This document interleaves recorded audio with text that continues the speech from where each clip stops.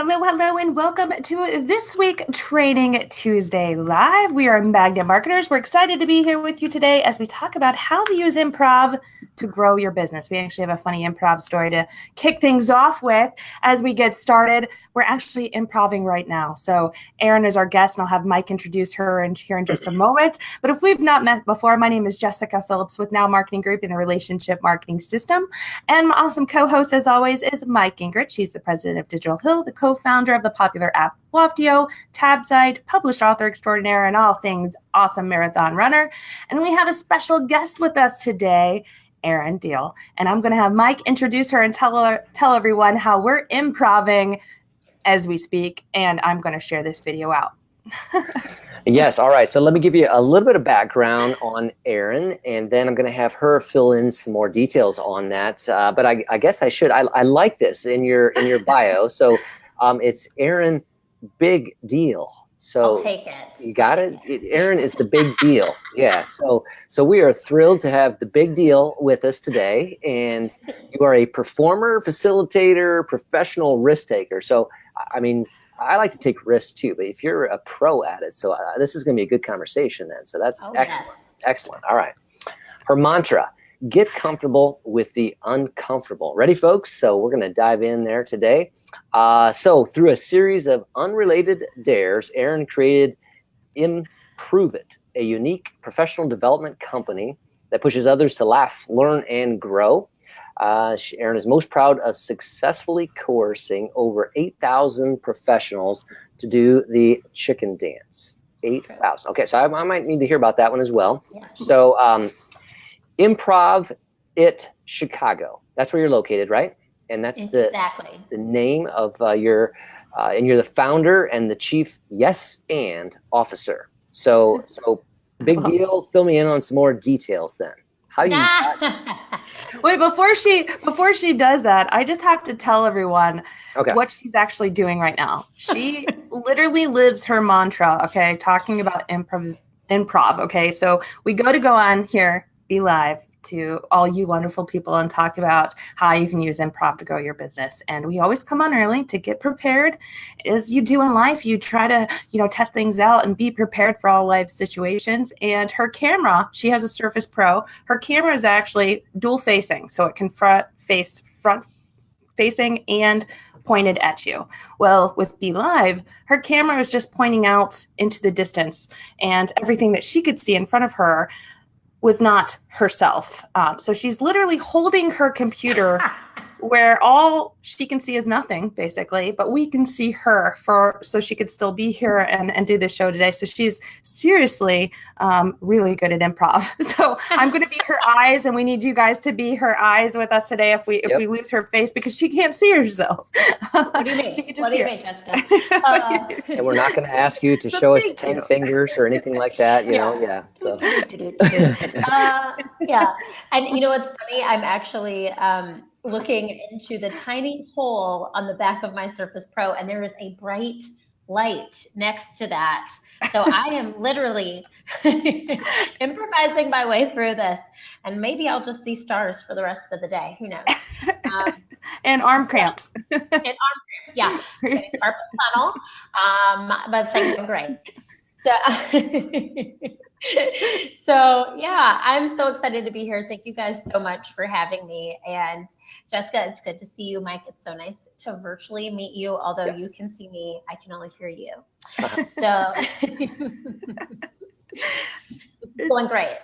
Yeah. Right. So I have to talk. You couldn't see my facial expressions there, right? Is that No, I couldn't.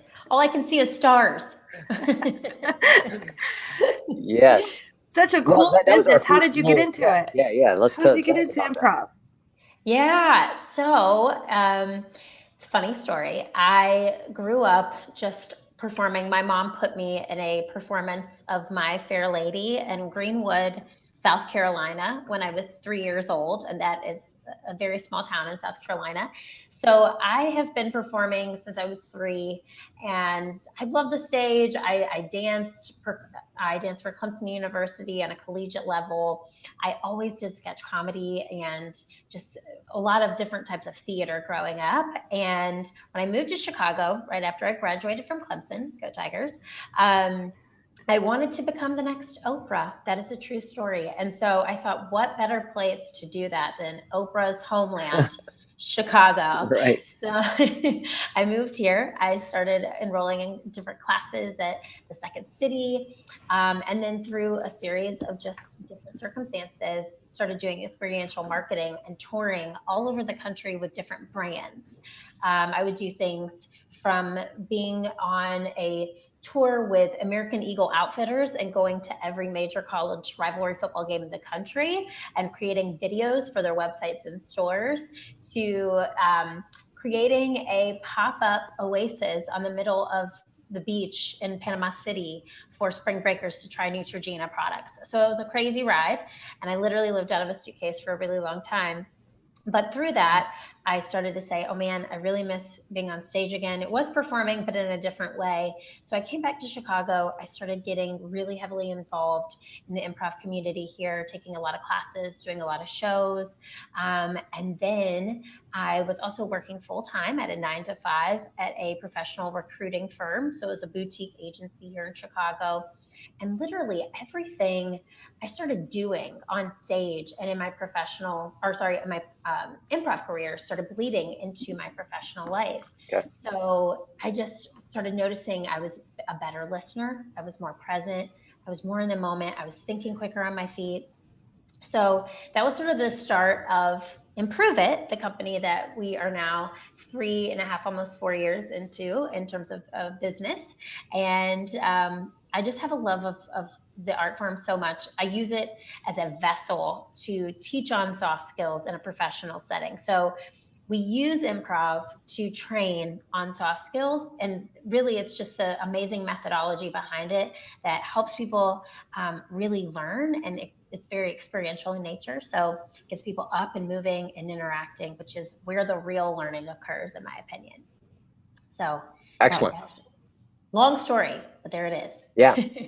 No, and so, I mean, yeah, you've got some experience that goes back, United Airlines, PepsiCo, Groupon, doing some work with all of those, and basically impacting corporate culture. Is that kind of a way to, one angle that you would say, or one area that it impacts and accomplishes?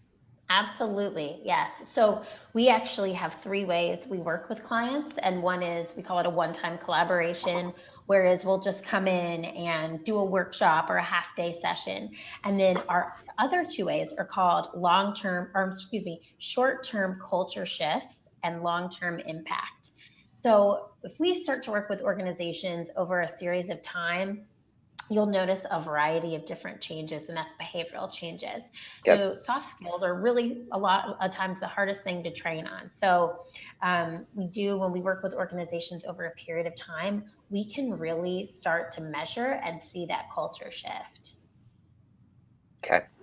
And you're talking about areas of the way they relate internally with each other, but also externally, you're able to kind of track some pieces there?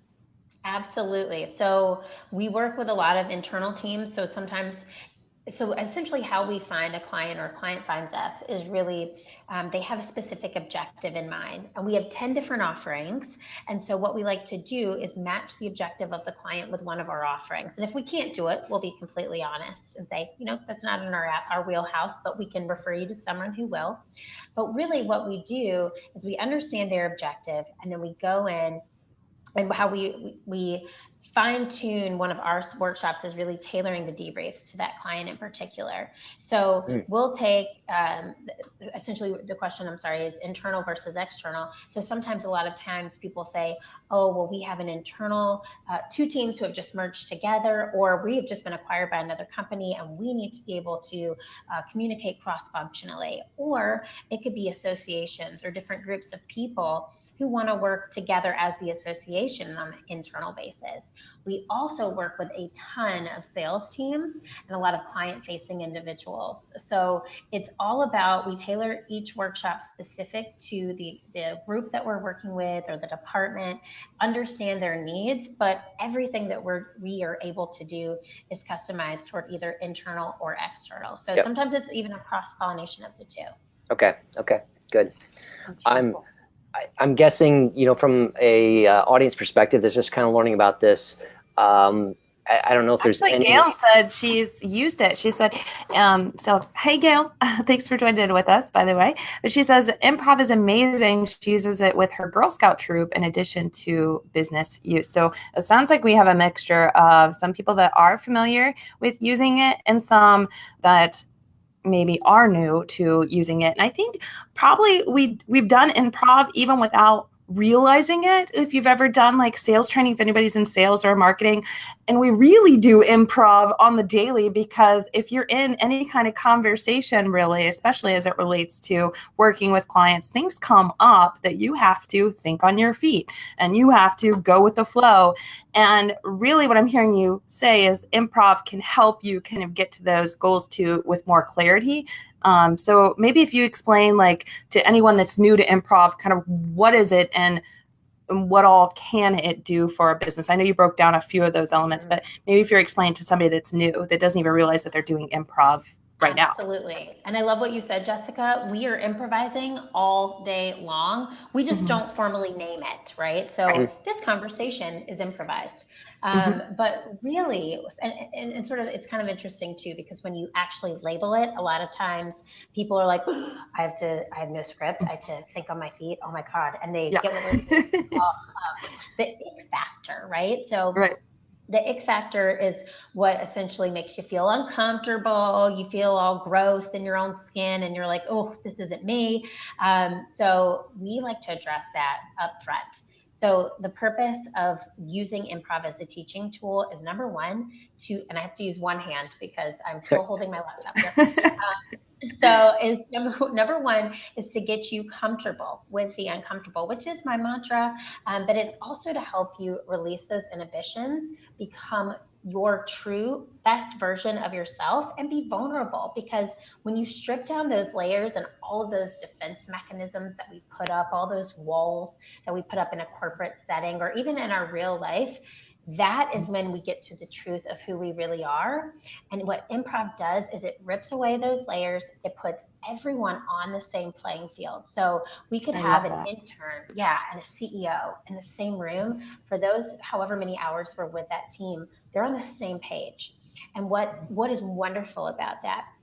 It creates real honest conversations. It makes people really think, and it gives them, it's almost like a hamster wheel for your brain, if you will. You're doing a workout class. This is a mental workout. So you are thinking quickly, you're present, you're listening, but you're on the same playing field with the people in that room.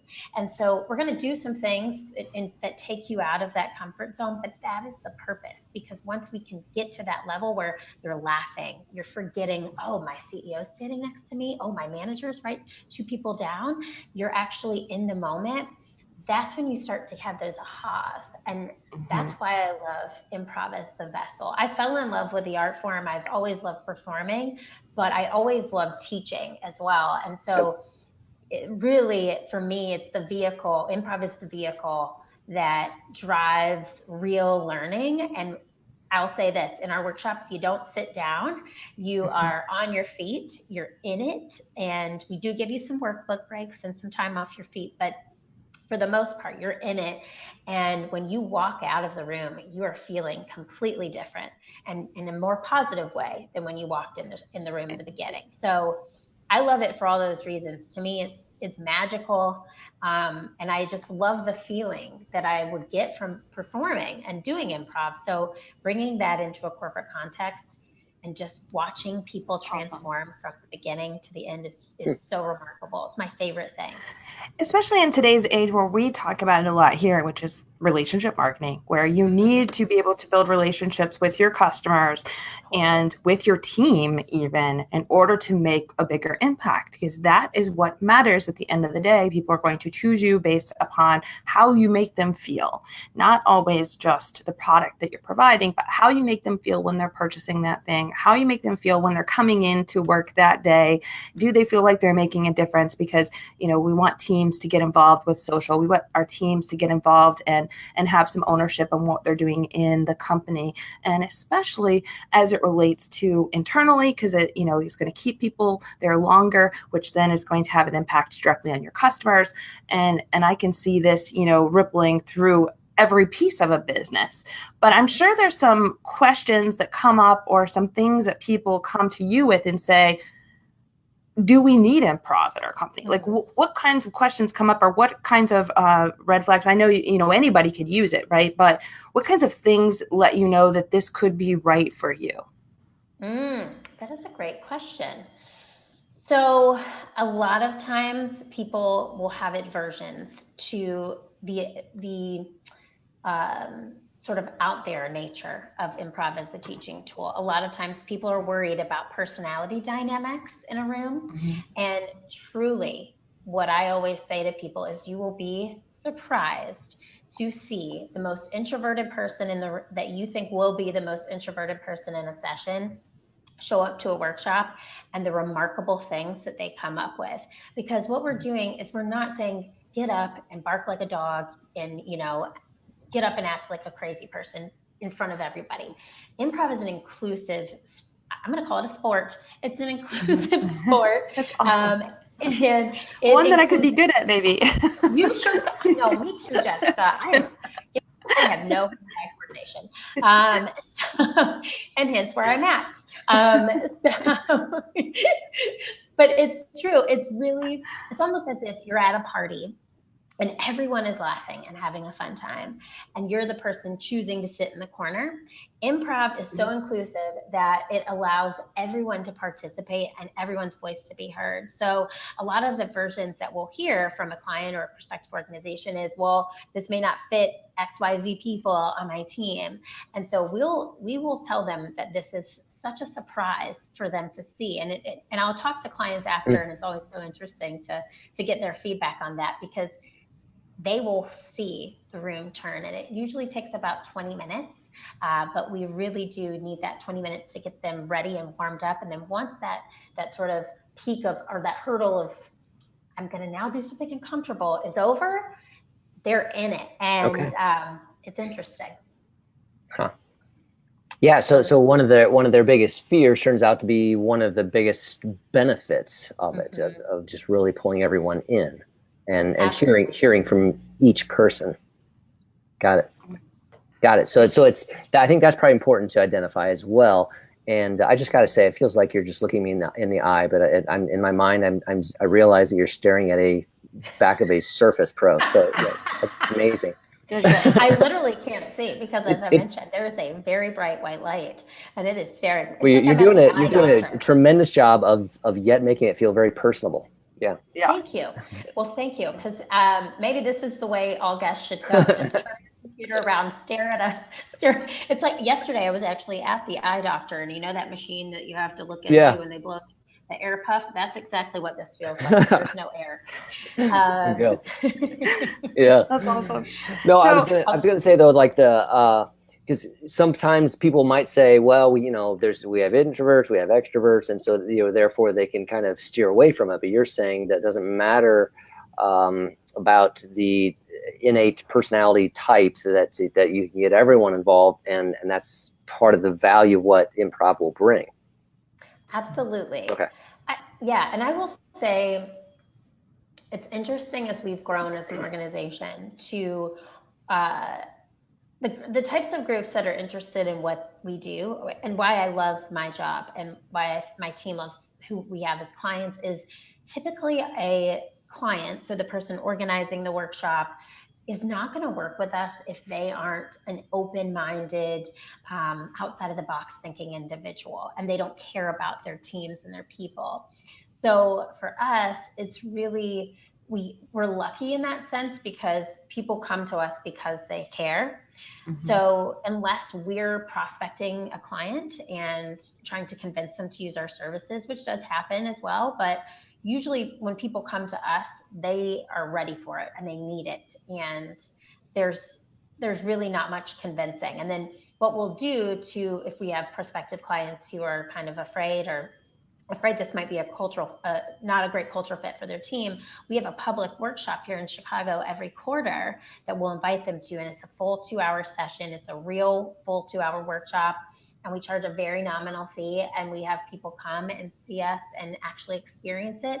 Because it is so experiential, it's one of those things that you could talk about and say, this is how it feels, but until you really feel it, it's not the same. So it's really helpful to have those quarterlies so people can come and check it out. And there's people that, they've come and they've said, absolutely, I had some aversion, now I understand this is going to be great.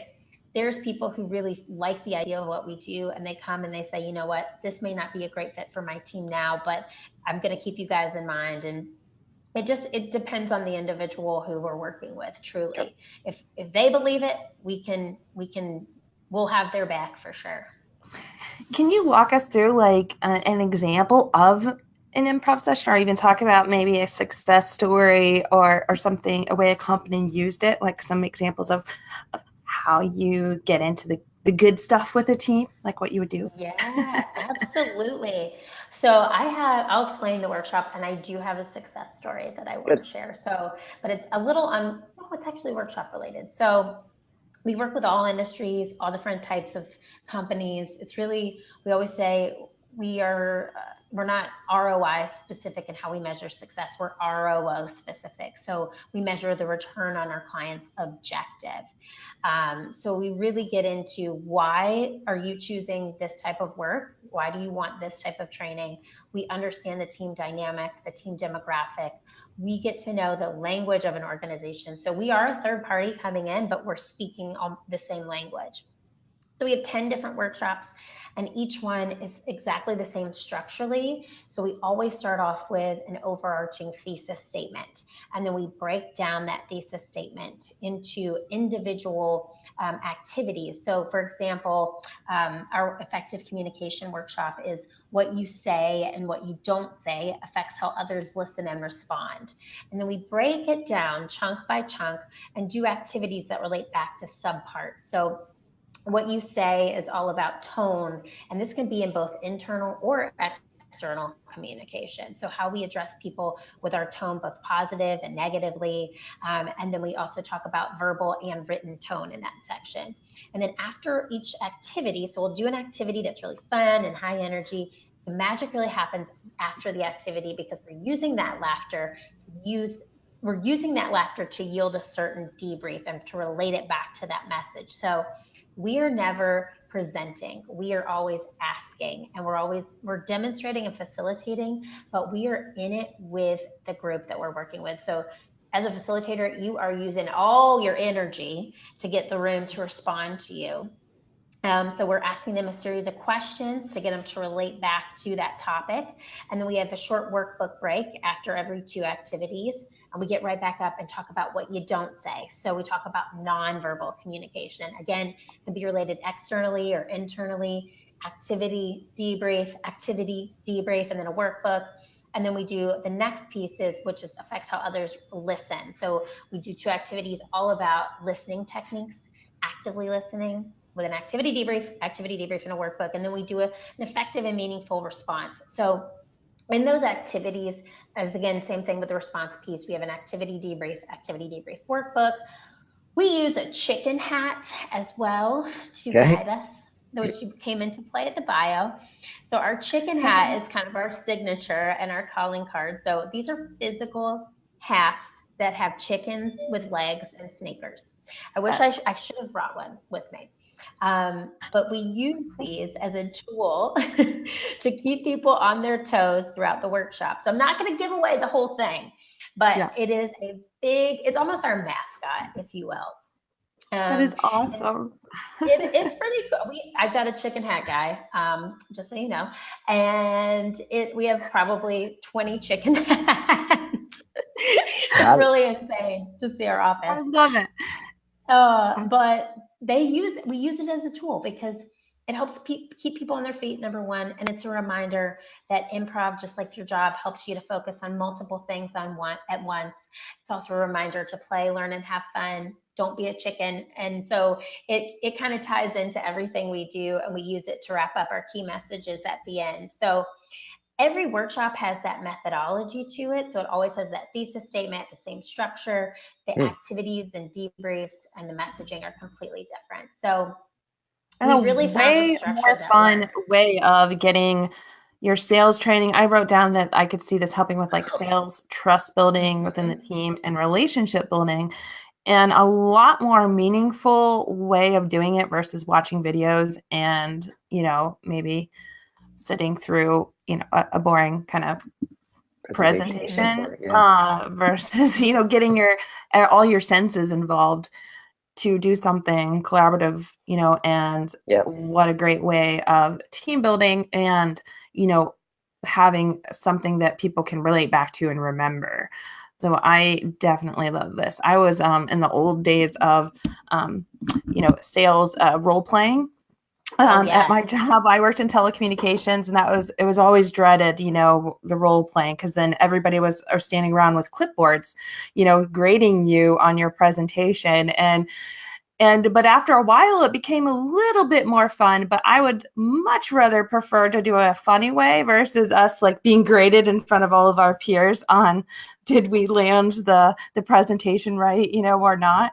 I could definitely see this, but I tell you that role playing just in that, way back in the day, that definitely helped me be able to think on my feet and not be a chicken, like you said. So I could definitely see where this could come into play with teams and organizations to help with sales, help with trust building, like I said, in relationship building, and just interpersonal communications. That's really cool.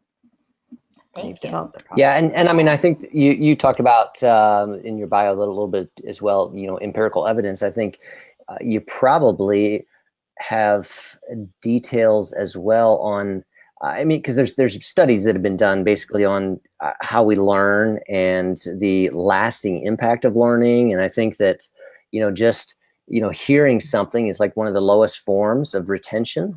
And, then there's the next level. But I think the highest level, again, is when you are actually involved with something. So that's just my synopsis on it. But you want to expand upon that, or, add your thoughts to that? Oh yeah, absolutely. And I love what you guys are saying. It is really learning by doing. And Jessica, I loved that you use all your senses, because you use them all. They're all there. And it's funny, going back to the whole role playing piece as well. We actually do something on top of our workshops called scenario training. So I know the dreaded eye roll that you get when you hear, oh, we're going to role play, but using our amazing facilitators, and we're at I believe 19 of us now total facilitators and lead facilitators. So our facilitators are hilarious. I mean, they're all professionally trained improvisers, all of the greatest institutions in Chicago, in the United States. They're hilarious. So when you can add that humor to a scenario, and we actually customize the scenarios very specifically to an organization. So we'll write them out, we'll do them the wrong way, we'll have them demonstrate it the wrong way, and then we'll have our facilitators demonstrate it the right way. Then everybody will get up and actually do it the right way. So they're watching us, they're sitting back and laughing, but then we're asking them questions after. So we do that too, and I will say it's super helpful to a lot of organizations, and that's when it really clicks and it is applied. The evidence piece, I mean, yeah, there's still some really great studies we're keeping our eyes on for more evidence on how improv is really impacting organizations. Okay. we are waiting for a few of those from some local universities here in Chicago. So we're keeping our eyes peeled, but there's just so much evidence on how people can really retain information if they actually do what they're supposed to be learning. So I'm a hands-on learner myself. I learn by doing, by talking, shocking, and by really communicating with other people. So for me, this is the way that I learn best. And it's also, I like to have fun. I do. I'm sorry, like it's a a mantra that I've also tried to live my life by. And I think a lot of times we think of training and corporate training as, oh, let's go to this training today. And I never want to ever, I think one thing that we can always guarantee a client is that it will be fun. We will promise you that. And that it really does help with the understanding of the subject matter. And when you're releasing endorphins and when you're letting go, that's, to me, when true learning can really take place versus, stiff boardroom, conference room conversations. So yeah, there's a lot of evidence out there that we're continuing to keep a pulse on. And you said you've worked with some companies that you had some success stories, and I think I chimed in before I give you a chance to talk through that. So do you have one that you want to share? Oh man, yes. So, and I have a company, and then I have sort of an improve it one, if that's okay. So, sure. Yeah. So we just finished what we call our short-term culture shift tracks. So these are a series of workshops over time that are relating back to a fundamental. So one group that we worked with was actually a property management group local here in Chicago. This group was extremely change adverse. I mean, most of these people had been in their roles for 20 plus years. First workshop that we came into, and this was all about external communication. So they're all property managers at a real estate firm here. And again, very change adverse. From the first workshop to the very last, we saw an increase, number one, of employee morale. Their sales increased. The number of rentals and the number of customer satisfaction surveys went up significantly. They got shopped, meaning, secret shoppers came in. And from the very first workshop, this was over a period of 4 months, from the first to the last, you could see those numbers increase. So that was for me, a huge win, because you never know what you're going to walk into in terms of a workshop. You can talk with the client and understand the dynamic of the group all day, but when you actually get in there, you can read the audience very quickly. So myself and team, I was leading this, knew we had a job to do. We were definitely going to work for this one. And I will say, if we had stopped working with them after the first session, I don't think I know that nothing would have changed. It was the continuous effort and the continuous sort of exposing them to this type of learning that released all of those walls, and so many great conversations were had. They had shifts in their technology that they used because of those conversations. Okay. So it was a really, really great success. And that's fresh. That is very new. So we just finished that about 3-4 weeks ago. So we're really proud of that. And on a personal level, I love to see the difference in dynamic from the beginning to the last. Yeah. Fun improve it story. So we actually got to work with the Obama Foundation in 2017. And we were asked, it was our first ever training day in Chicago. We got to train the group of trainers who are going to help then train all of the other people at this event. They were peer mentors, if you will. So that was probably one of the coolest experiences of my life, working with that subgroup and then seeing them train on our material. So it was almost a train the trainer the day of the event. One of the participants was actually one of our employees here at Improve It. And you had to be between the ages of 18 to 24. So she is our client experience associate here. She actually got to participate in the full training day. Awesome. Little did we know that Mr. Obama himself was going to be there. And little did we know that her name is Jenna, was going to get chosen out of 175 participants to present. It all accumulated in this project that they were then going to present to the larger group as a way to create change in Chicago.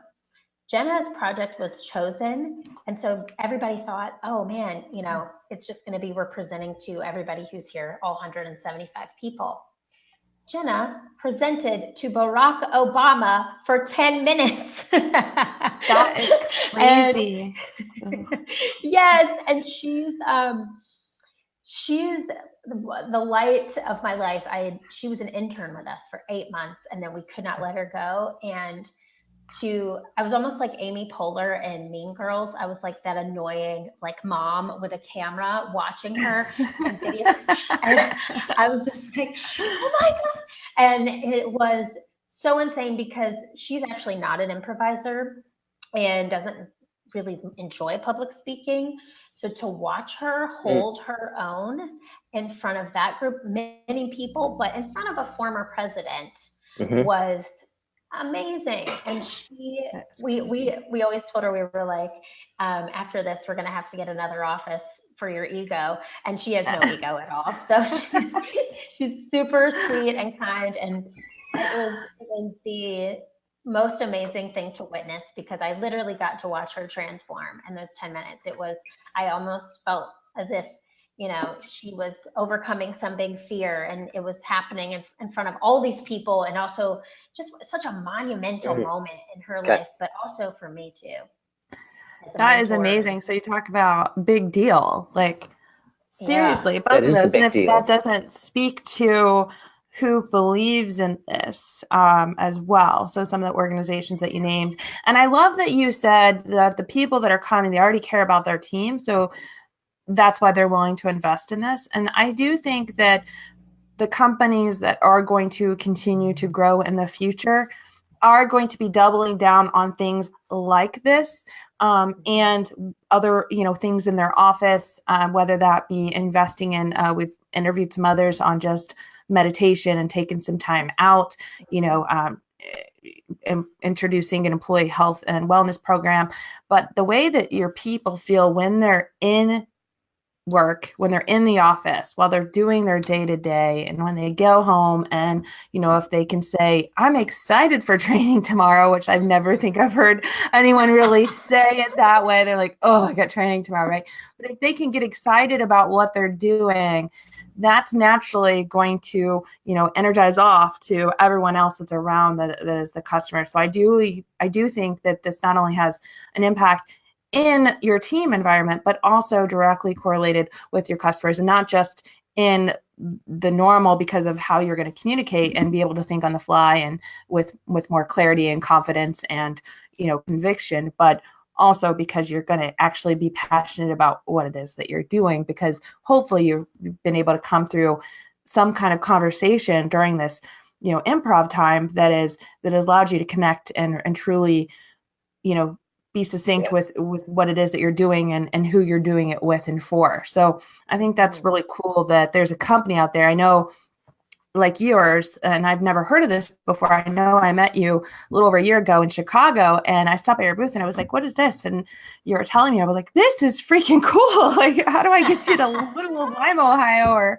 else to get out to Chicago? Because I just thought this was such a cool concept, one.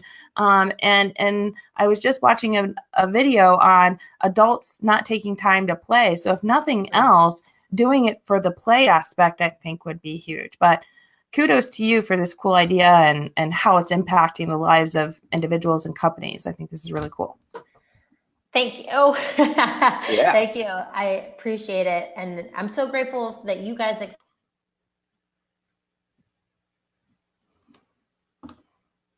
I lost her. You got her? Oh, there is she. Yeah. Am I here? Am I here? Yes. You're here, but we lost the last word that you said, or you're grateful. Last sentence.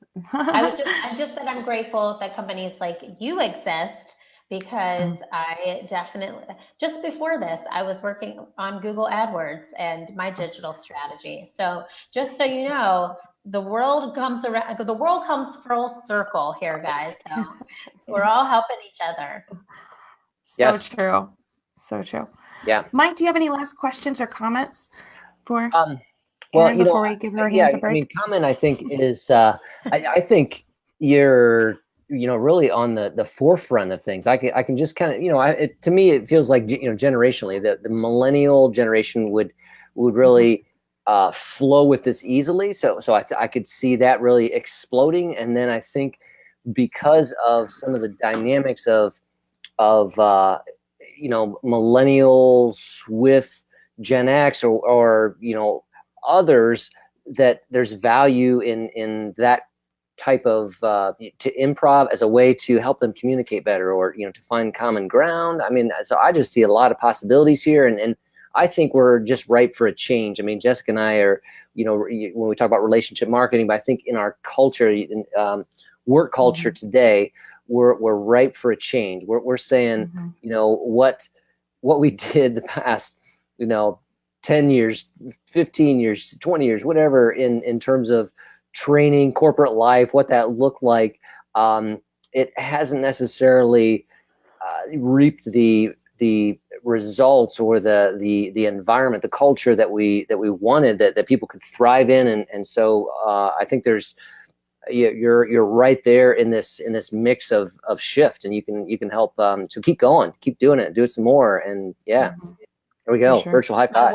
My one-handed fist bump. I'm still holding on. It's awesome. Thank you. Thank you. Yeah, and thank you for joining in with us today. If people have questions about improv or how they get doing something like this for their business, where can they learn more about your company and you? Absolutely. Thank you so much. So we are we're on the web, the World Wide Web, guys. It's cool. Yes. We're at www.improveitchicago.com. And then you can check us on any social media channel at Improve It Shy. With the exception of Facebook, we're at Improve It. And then you can email me, Erin at improveitchicago.com, if you have any more questions. But I'm so grateful to be here. And, I love that you guys have this energy and enthusiasm for it, because it really does make a difference. And I think if everybody in the world could take an improv class, the world would be a better place. Just there we go. That out there. There we go. That is the third time actually I've heard that in a month. That is really cool. Tell you something. Tyler Anderson was just talking about this, and Owen, our friend Tyler Anderson that puts on a conference in San Diego, he just took his team actually, and we had already booked this, so it was not even correlated, but his team to an improv class or show, but they were participating in New Orleans on Bourbon Street. There's a place, and he has been doing improv for a while to become a better podcast host. So he did this for himself, and actually to become a better podcast host and a public speaker. He wanted to use the art of improv in his public speaking to be a better public speaker. And then Owen Hemstath, Owen Videos, where he's known on the interwebs, but he did the same thing so he could be more lively and engaging on his videos and also in public speaking. So that's another way that people are using this. But they both said the same thing, that everyone should take an improv class or go to something, that they're in a comedy show, perform stand-up in some way so you can get comfortable with that, because it improves your confidence and your just the way that you're presenting yourself, and like you said, the ability to listen and kind of think on your feet. So that's the third time I've heard that. So I think the universe is trying to tell me something I need to I think you listen better to. Listen. There we go. Yeah, for sure. Rule of 3. Yeah. Well, thanks again so much to both of you for joining in on Magnet Marketers Training Tuesday Live. And thank you all for joining with us live, and those of you that are catching the replay, we appreciate you. If you want to know about next week's topic, you can go to magnetmarketers.com, sign up for the Get in Touch, and we will drop you a line of what we'll be talking about next week. We're here every Tuesday live at 4 p.m. Eastern Standard Time right here on the Magnet Marketers Facebook page. Appreciate all of you as always, and hope you have a great rest of your week. Thanks again, Erin. I'll give your hands a break. Yes. Thanks, Mike, as always. Erin, one final blind virtual high five, okay? Okay, ready? 1, 2, 3. Oh! There we go. All right. I couldn't see it. I felt it though. It was there. You guys rock. Have a good rest of your week. All right. Thank you. Take care. Bye-bye. guys.